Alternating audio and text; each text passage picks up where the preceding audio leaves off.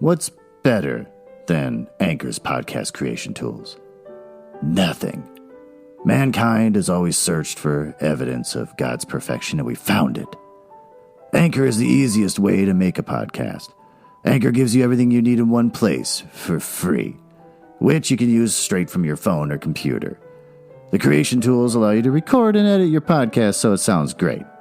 They'll distribute your podcast for you so it can be heard everywhere. Spotify, Apple Podcasts, Google Podcasts, and the lesser of the podcast platforms like Stitcher. You can easily make money from your podcast with no minimum listenership. I've made $5, and I've been doing this for 3 months. So, download the Anchor app or go to anchor.fm to get started. Guys, what's new with me? Not a whole lot still. Nothing too exciting is going on. I went on a couple more dates with the same person, but that's none of your business. Things are fine. That's still none of your business. Got together with a friend and swam in his outdoor pool, which doesn't sound that extravagant, except that it's a natural pool that he had created where it doesn't use any chlorine or chemicals. It's a hole in the ground with rocks everywhere. There's fish actually swimming in it, and he has to make sure that ducks don't get in there because ducks poop and that creates algae. It sounds like a real pain in the butt. It's probably less time consuming and cheaper just to buy a ton of chemicals and dump it in the water, but this is what he wants. It's got lights, it's got a little waterfall, and actual weeds and flowers in it, lily pads. It's pretty disturbing. The coldest thing I have ever laid my body in my entire life is that tiny little lake that he's created in his yard. Then he tried to build a fire, and that failed. He put twigs in there, he put logs, lit it, and the twigs burned, and nothing happened to the logs. Why? I don't know. He's a failure in everything he does. But besides that, nothing. I recorded another episode of Book Boys with my good friend Ben, and I think we finally got our flow, so there we go. But then we finished the first book. But now we're going to read and review a different book by Sean Penn, and it sounds horrible. Horribly written. Apparently it's racist and sexist. So, I mean, what do you expect from the guy that pretended to want to interview El Chapo just so he could narc on him and get him arrested and put tons of people's lives at risk doing it? He wrote a book. I'm sure it's going to be amazing. The weather sucks. It's been hot and raining a ton. And my kids got a game tonight, which I'm really hoping they call off because I don't want to sit in the rain and the humidity and the heat. But that's about it. I have nothing else going on. Everything is exactly the same as all the other podcasts. So let's get to the story.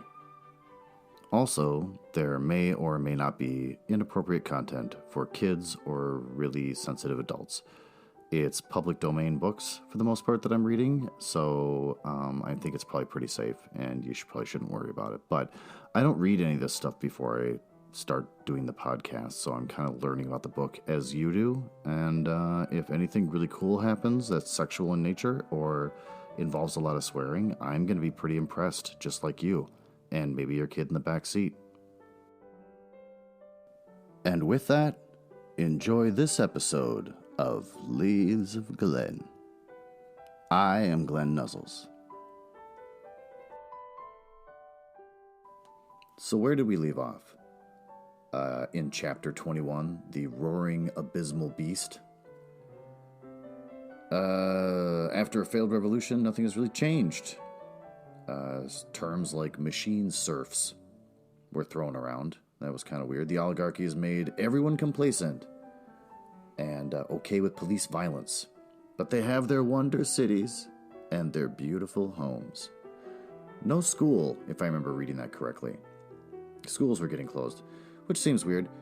Avis has to act like Ernest's sister when they travel, so his fetish is just expanding, evolving. And that's pretty much it. There's really nothing to this chapter. It's just kind of a recap of how things have gotten worse, and their revolution has done nothing. So let's move on to chapter 22, The Chicago Commune. As agents provocateurs, not alone were we able to travel a great deal, but our very work threw us in contact with the proletariat and with our comrades, the revolutionists. Thus, we were in both camps at the same time, ostensibly serving the Iron Heel and secretly working with all our might for the cause. There were many of us in the various secret services of the oligarchy, and despite the shakings up and reorganizations the secret services had undergone, they have never been able to weed all of us out. Ernest had largely planned the first revolt, and the date set had been somewhere early in the spring of 1918. In the fall of 1917, we were not ready. Much remained to be done, and when the revolt was precipitated, of course, it was doomed to failure. The plot of necessity was frightfully intricate, and anything premature was sure to destroy it. This the Iron Heel foresaw and laid its schemes accordingly. We had planned to strike our first blow at the nervous system of the oligarchy. The latter had remembered the general strike and had guarded against the defection of the telegraphers by installing wireless stations in the control of the mercenaries. We, in turn, had countered this move. When the signal was given from every refuge all over the land and from the cities and towns and barracks, devoted comrades were to go forth and blow up the wireless stations. Thus, at the first shock would the Iron Heel be brought to earth and lie practically dismembered. At the same moment, other comrades were to blow up bridges and tunnels and disrupt the whole network of railroads. Still further, other groups of comrades at the signal were to seize the officers of the mercenaries and the police, as well as the oligarchs of unusual ability, or who had held executive positions. Thus, would the leaders of the enemy be removed from the field of the local battles that would inevitably be fought all over the land. Many things were to occur simultaneously when the signal went forth. The Canadian and Mexican patriots, who were far stronger than the Iron Heel dreamed, were to duplicate our tactics. Then there were comrades. These were the women, for the men would be busy elsewhere, who were to post the proclamations from our secret presses. Those of us in higher employ of the Iron Heel were to proceed immediately to make confusion and anarchy in all our departments. Inside the mercenaries were thousands of our comrades. Their work was to blow up the magazines and to destroy the delicate mechanism of all the war machinery. In the cities of the mercenaries and of the labor castes, similar programs of disruption were to be carried out. In short, a sudden, colossal, stunning blow was to be struck before the paralyzed oligarchy could recover itself. Its end would have come. It would have meant terrible times and great loss of life, but no revolutionist hesitates at such things. Why, we even depended much in our plan on the unorganized people of the abyss.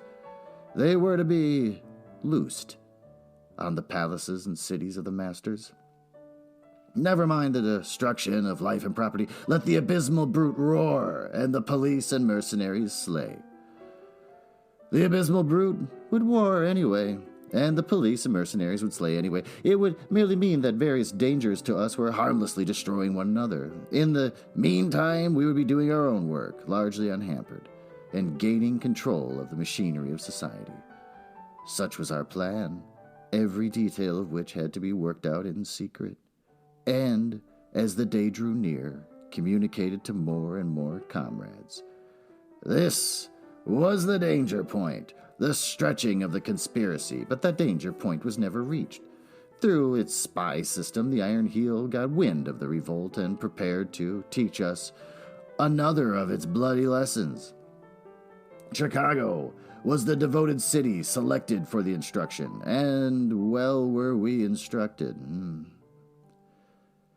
Chicago was the ripest of all. Chicago, which of old time was the city of blood, which was to earn anew its name. There the revolutionary spirit was strong. Too many bitter strikes had been curbed there in the days of capitalism for the workers to forget and forgive.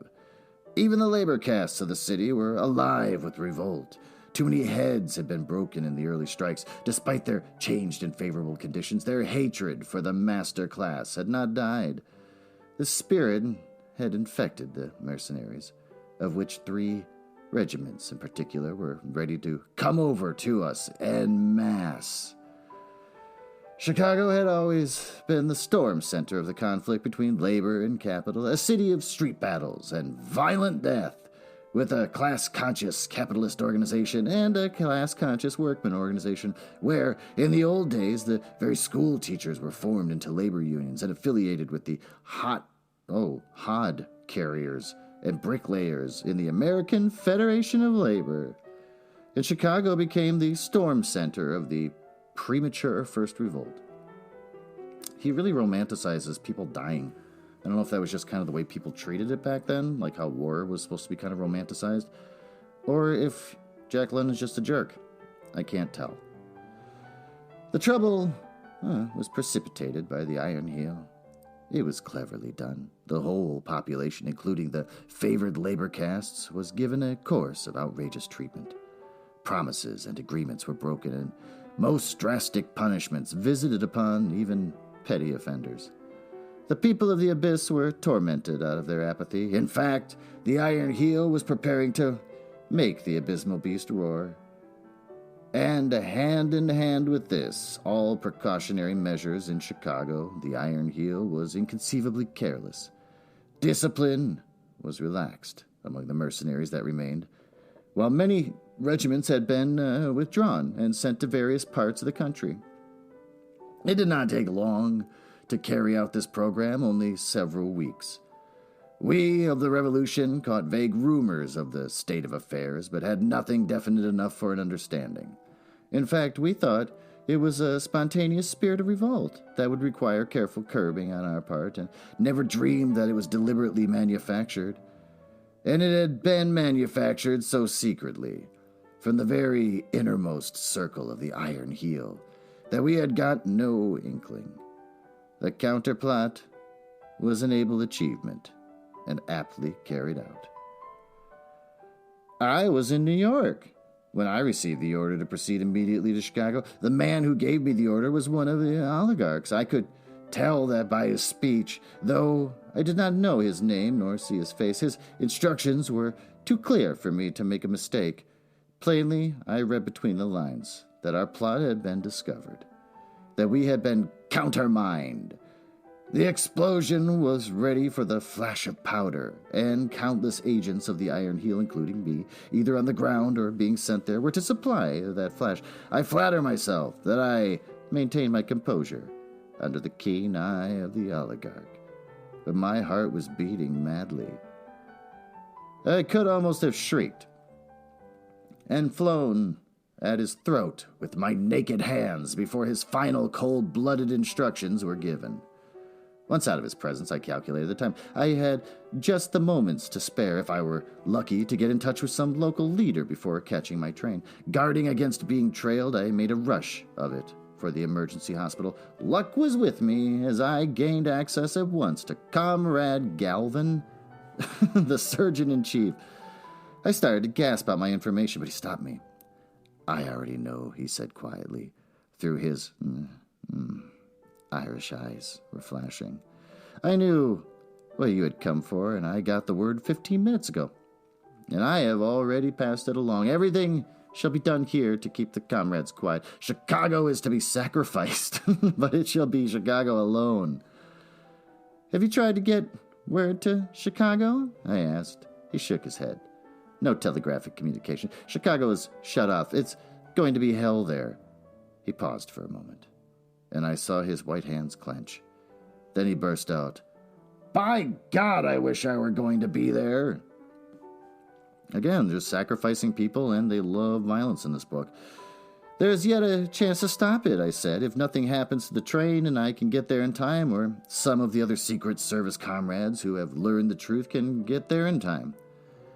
You, on the inside, were caught napping this time, he said. I nodded my head humbly. It was very secret, I answered. Only the inner chiefs could have known up to today. We haven't yet penetrated that far, so we couldn't escape being kept in the dark. If only Ernest were here. Maybe he is in Chicago now, and all is well. Dr. Calvin shook his head. The last news I heard of him was that he had been sent to Boston, or New Haven. The Secret Service for the enemy must hamper him a lot, but it's better than lying in a refuge. I started to go, and Calvin wrung my hand. Keep a stout heart, were his parting words. What if the first revolt is lost? There will be a second, and we will be wiser then. Goodbye, and good luck. I don't know whether I'll ever see you again. It's gonna be hell there, he already said once before, but I'd give 10 years of my life for your chance to be in it. The 20th century left New York at 6 in the evening. It was supposed to arrive at Chicago at 7 next morning, but it lost time that night. We were running behind another train. Among the travelers in my Pullman was Comrade Hartman. Like myself in the Secret Service of the Iron Heel, he it was who told me of the train that immediately preceded us. It was an exact duplicate of our train, though it contained no passengers. The idea was that the empty train should receive the disaster were an attempt made to blow up the 20th century. For that matter, there were very few people on the train, only a baker's dozen in our car. There must be some big men on board, Hartman concluded. I noticed a private car in the rear. Night had fallen when we made our first change of engine. And I walked down the platform for a breath of fresh air to see what I could see. Through the windows of the private car, I caught a glimpse of 3 men whom I recognized. Hartman was right.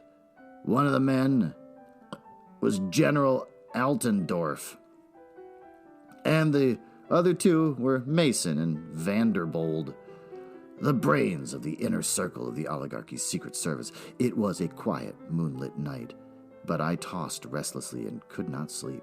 At 5 in the morning, I dressed and abandoned my bed. I asked the maid in the dressing room how late the train was, and she told me 2 hours.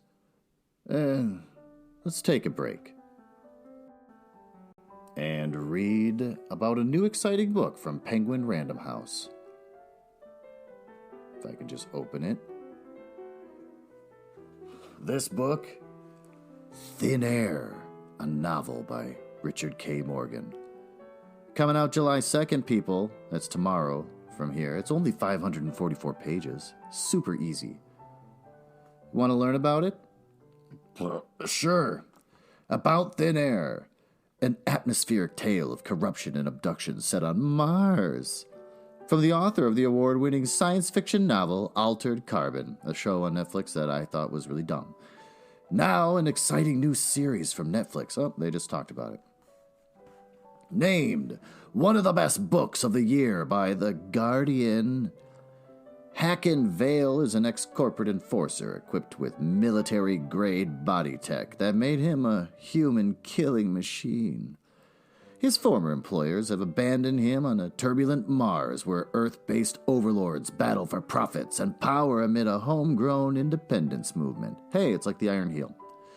But he's had enough of the Red Planet, and all he wants is a ticket back home, which is just what he's offered by the Earth Oversight Organization. In exchange for being the bodyguard for an EO investigator, it is beyond easy gig for a heavy hitter like Vale, until it isn't.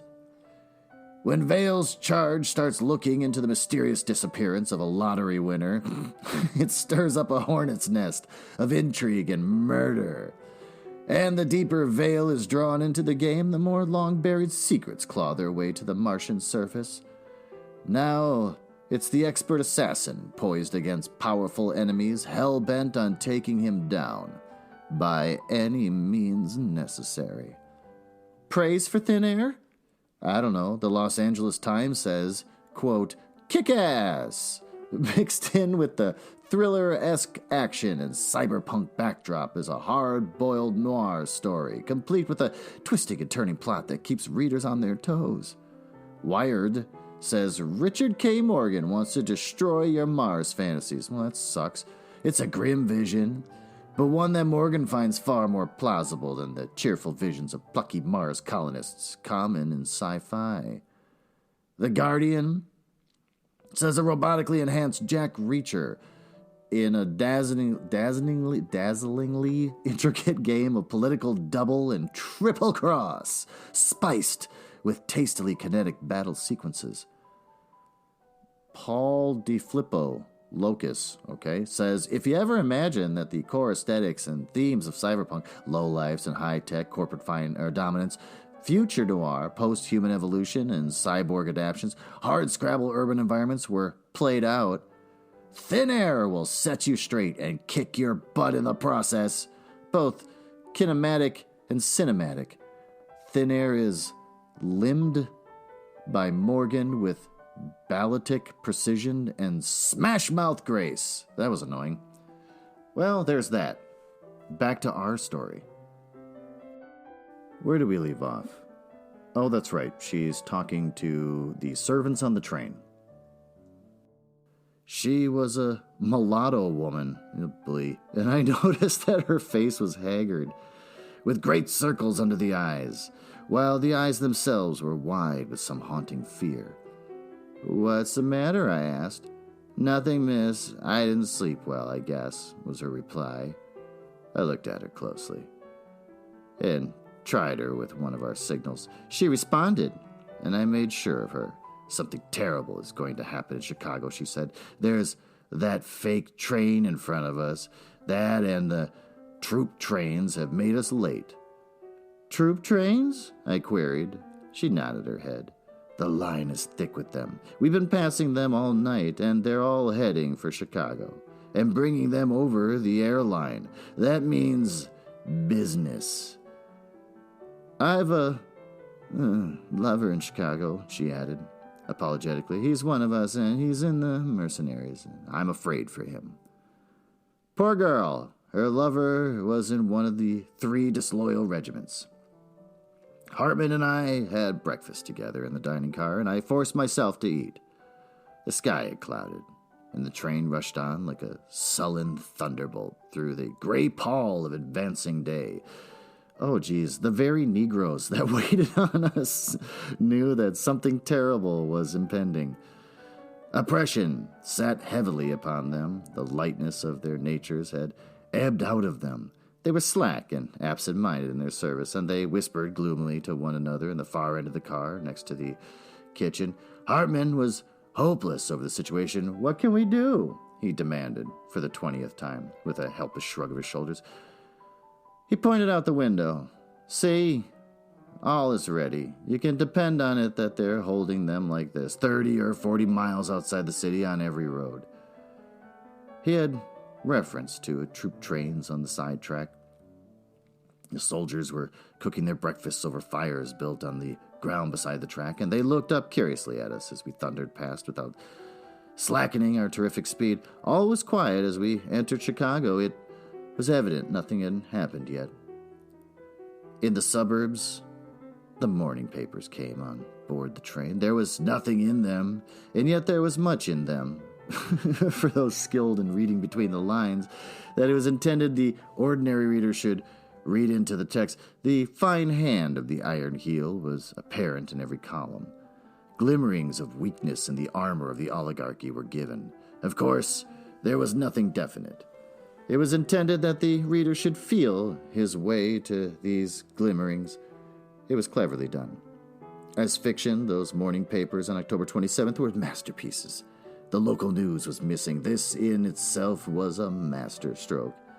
It shrouded Chicago in mystery, and it suggested to the average Chicago reader that the oligarchy did not dare give the local news. Hints that were untrue, of course, were given of insubordination all over the land.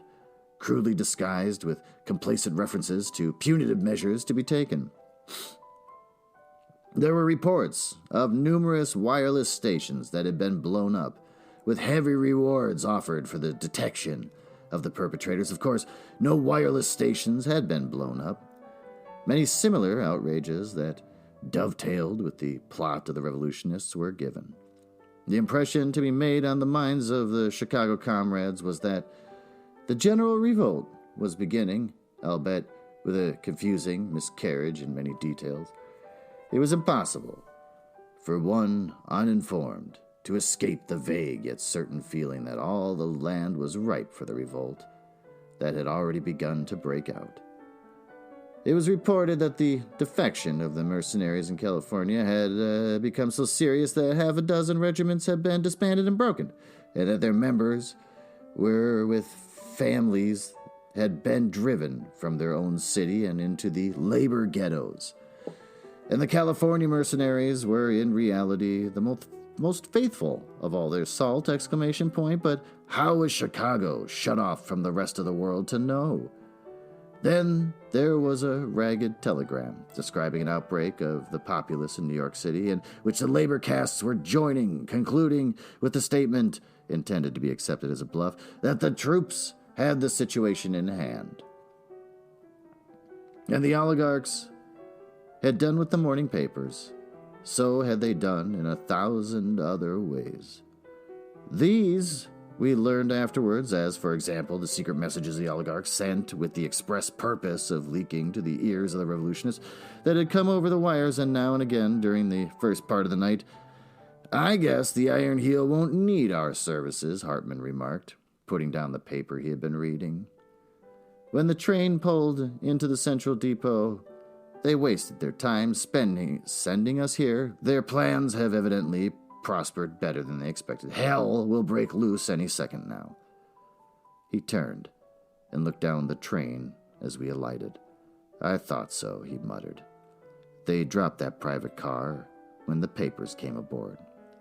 Hartman was hopelessly depressed. I tried to cheer him up, but he ignored my effort and suddenly began talking very hurriedly in a low voice as we passed through the station. At first I could not understand. "I have not been sure," he was saying, "and I have told no one. I have been working on it for weeks, and I cannot make sure. Watch out for Knowlton. I suspect him. He knows the secrets of a score of our refuges. He carries the lives of hundreds of us in his hand, and I think he is a traitor. It's more a feeling on my part than anything else, but I thought I marked a change in him a short while back. There is a danger that he has sold us out, or is going to sell us out. I'm almost sure of it. I wouldn't whisper my suspicions to a soul, but somehow I don't think I'll leave Chicago alive. Keep your eye on Knowlton. Trap him. Find out. I don't know anything more. It's only an intuition. And so far I have failed to find the slightest clue," spelled C-L-E-W. We were just stepping out upon the sidewalk. "Remember," Hartman concluded earnestly, "keep your eyes on Knowlton." Well, he's clearly going to be dead. And Hartman was right. Before a month went by, Knowlton paid for his treason with his life. He was formally executed by the comrades in Milwaukee. All was quiet on the streets. Too quiet. Chicago lay dead. There was no roar and rumble of traffic. There were not even cabs on the streets. The surface cars and the elevated were not running. Only occasionally on the sidewalks were there stray pedestrians, and these pedestrians did not loiter. They went their ways with great haste and deftness. Withal, there was a curious indecision in their movements, as though they expected the buildings to topple over on them, or the sidewalks to sink under their feet, or fly up in the air. A few gaymans, whatever that is, however, were around. In there, I'm going to look up what gaymans means. I almost forgot I'm using the Kindle, so I just click on the word. It says a street urchin. A few street urchins, however, were around. In their eyes, a suppressed eagerness in anticipation of wonderful and exciting things to happen. From somewhere far to the south, the dull sound of an explosion came to our ears. That was all. Then quiet again. Though the gaymans, little street urchins, little cute guys, had startled and listened like young deer at the sound. The doorways to all the buildings were closed. The shutters to the shops were up. But there were many police and watchmen in evidence, and now and again automobile patrols of the mercenaries slipped swiftly past. Hartman and I agreed that it was useless to report ourselves to the local chiefs of the Secret Service. Our failure to report would be excused, we knew, in the light of subsequent events, so we headed for the great labor ghetto on the south side in the hope of getting in contact with some of the comrades. Too late! We knew it, but we could not stand still and do nothing in those ghastly, silent streets. Where was Ernest? I was wondering what was happening in the cities of the labor castes and mercenaries, in the fortresses.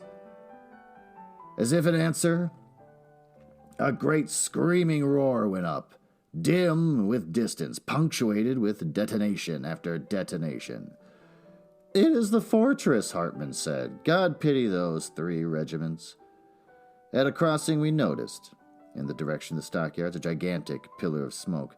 At the next crossing, several similar smoke pillars were rising skyward in the direction of the west side. Over the city of the mercenaries, we saw a great captive war balloon that burst even as we looked at it and fell in flaming wreckage toward the earth.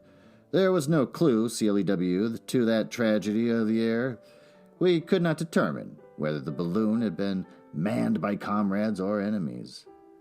A vague sound came to our ears, like the bubbling of a gigantic cauldron a long way off, and Hartman said it was machine guns and automatic rifles.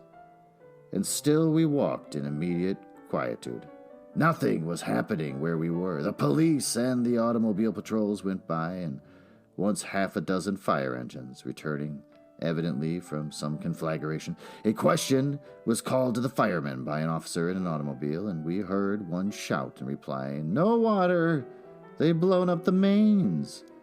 "We smashed the water supply," Hartman cried excitedly to me, as if we can do all this in a premature, isolated, abortive attempt, what can't we do in a concerted, ripened effort all over the land?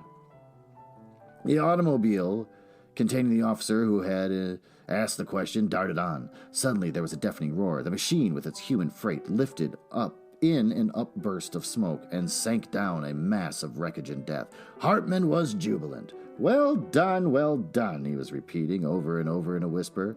The proletariat gets its lesson today, but it gives one too. The police were running for the spot. Also, another patrol machine had halted. As for myself, I was in a daze.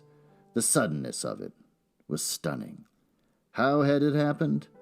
I knew not how, and yet I had been looking directly at it. So dazed was I for the moment that I was scarcely aware of the fact that we were being held up by the police. I abruptly saw that a policeman was in the act of shooting Hartman.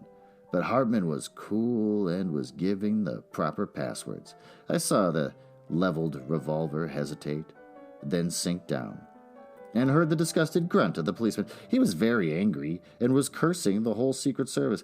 It was always in the way he was averring, while Hartman was talking back to him and with fitting Secret Service pride explaining to him the clumsiness of the police. The next moment I knew how it had happened. There was quite a group about the wreck, and 2 men were just lifting up the wounded officer to carry him to the other machine. A panic seized all of them, and they scattered in every direction, running in blind terror. The wounded officer, roughly dropped, being left behind. The cursing policeman alongside of me also ran, and Hartman and I ran too. We knew not why, obsessed with the same blind terror to get away from the particular spot. Nothing really happened then, but everything was explained. The flying men were sheepishly coming back, but all the while their eyes were raised apprehensively to the many-windowed, lofty buildings that towered like the sheer walls of a canyon on each side of the street. From one of those countless windows, the bomb had been thrown. But which window? There had been no second bomb, only a fear of one. Thereafter, we looked with speculative comprehension at the windows. Any of them contained possible death. Each building was a possible ambuscade. Ambuscade. This was warfare in that modern jungle, a great city. Every street was a canyon, every building a mountain. We had not changed much from primitive man, despite the war automobiles that were sliding by. Turning a corner, we came upon a woman. She was lying on the pavement in a pool of blood. Hartman bent over and examined her. As for myself, I turned deathly sick. I was to see many dead that day, but the total carnage was not to affect me as it did the first forlorn body lying there at my feet, abandoned on the pavement. Shot in the breast, was Hartman's report. Clasped in the hollow of her arm was a child. Oh, as a child might be clasped, was a bundle of printed matter. Even in death she seemed loath to part with that which had caused her death. For when Hartman had succeeded in withdrawing the bundle, we found that it consisted of large printed sheets, the proclamations of the revolutionists. A comrade, I said. But Hartman only cursed the Iron Heel, and we passed on. Often we were halted by the police and patrols, but our passwords enabled us to proceed. No more bombs fell from the windows. The last pedestrians seemed to have vanished from the streets, and our immediate quietude grew more profound. Though the gigantic cauldron continued to bubble in the distance, dull roars of explosions came to us from all directions, and the smoke pillars were towering more ominously in the heavens. Well, there was that. Another chapter in the bag. Chapter 22, the Chicago Commune. What did we learn? Avis is a mole now. For a person that was so dangerous that she had to change her identity, it's not hard to go sliding right on in and working for the oligarchy. But instead of worrying about herself and her dangerous job, she still thinks about Ernest and where the heck is he and is he alive or dead. She learns that their plans for the big battle in Chicago have been found out. So she runs off to a doctor with Irish eyes, who doesn't seem to really care. He says he knew 15 minutes before and you suck. And he seems kind of excited for the carnage, saying it's going to be hell, and it's real, real bad. And sort of seems to like that a little bit, and wishes he was there. So that's weird. Hartman foreshadows his own death by talking about looking out for Knowlton, and I don't know if I'm going to make it, but when I die, keep an eye out on Knowlton. I think Knowlton is a traitor. He also doesn't seem to, or the author doesn't seem to really care about letting us learn more about Knowlton. Why is he worth pointing out? Why do they have to take the time to really spell out that Knowlton's a traitor? Doesn't matter, because within the same paragraph, it is talked about how he was later discovered and killed. So that's the end of that story, and now we know that Hartman's going to be dead anytime now. Lots of trains, and fairly racist name-calling. Gaimans, street urchins, are basically like canaries in coal mines. If you want to know if there's going to be an explosion, look for the homeless kids. Keep an eye on them. Then lots of blow-ups, lots of angry police, and a woman dies holding socialist propaganda and is declared a hero. So there you go. That's chapter 22 in a nutshell. Was it worth it? I don't know. Every chapter in this book feels like you're warming up for something big, but we're almost done with the book. So, we'll have to hear the next chapter. We'll have only 2 more after that. It'll be fantastic. Thank you for listening, and I hope you come back again.